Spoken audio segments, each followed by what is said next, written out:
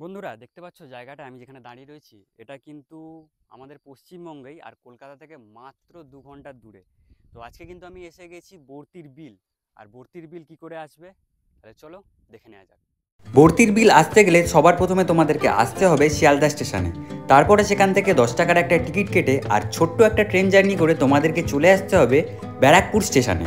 Barrackpore station থেকে মাত্র 400 টাকার একটা টোটো রিজার্ভ করে তোমরা চলে আসো কিন্তু সোজা বর্তির বিলে।